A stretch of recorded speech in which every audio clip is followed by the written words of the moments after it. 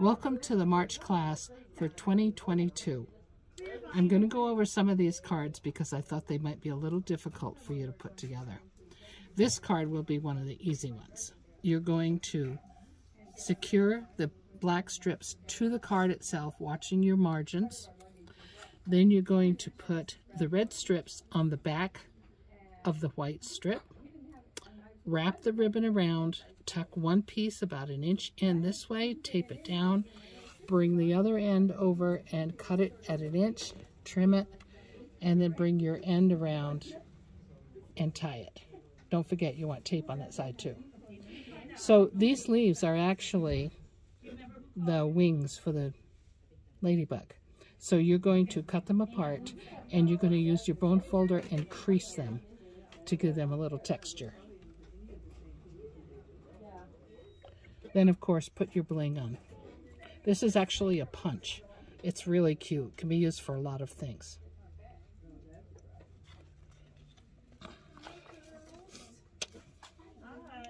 Here's our next card, and this uses a wonderful textured folder. It is a hybrid. It has a heart and a die set, and they all fit together. This one is not going to be in the catalog very long. The information is in the instructions. If you have any questions, let me know. You're just going to glue these two layers to the card back. You can pop this up with dimensionals if you like. Add the greeting and the bow that I tied for you.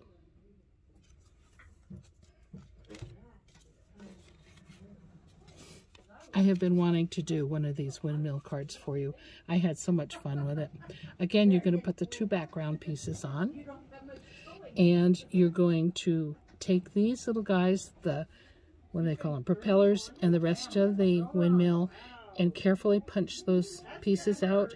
If they stick, use the point of your really sharp scissors. This is another piece of the designer paper, and this is all fussy cut. So I forgot to give you the fussy cut alert, but there it is.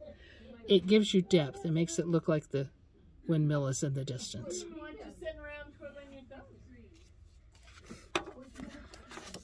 Okay, this is another designer paper pack. These are all in the instructions. This also will be going probably at the end of this mini catalog.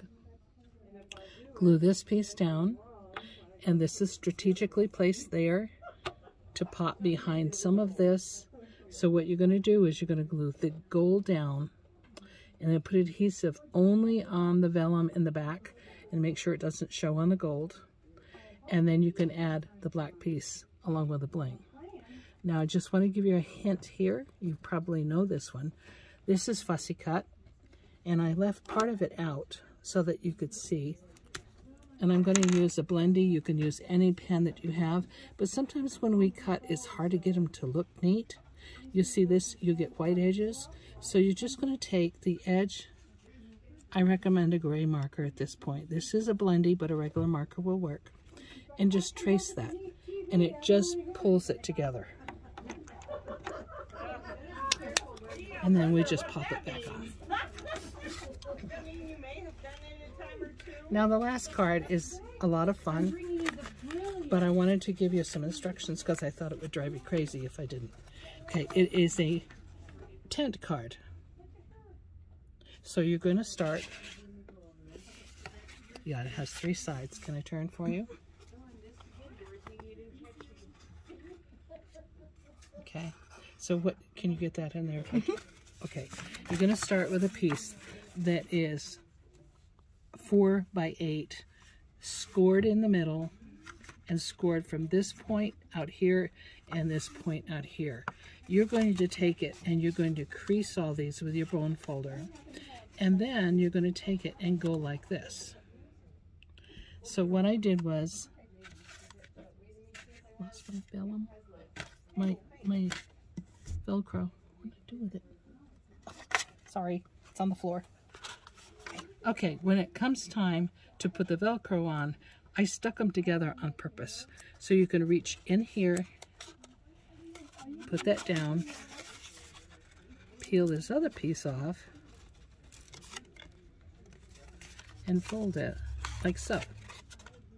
Okay, now this is a two-legged tent, not a three-legged tent. So you have another piece that is 4x4. You're going to score in the middle here, and then you're going to take your liquid glue or something comparable, and you're going to line it up here on this place where the other leg belongs, and glue that down here. Make sure you don't get too much down here, and that will allow the card to stand like that. I have included flowers to fussy cut.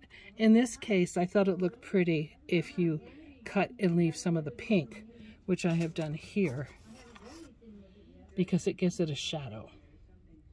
If you happen to see one of these is incomplete, but there's another complete flower, just take that one and add where you need it to give what you need.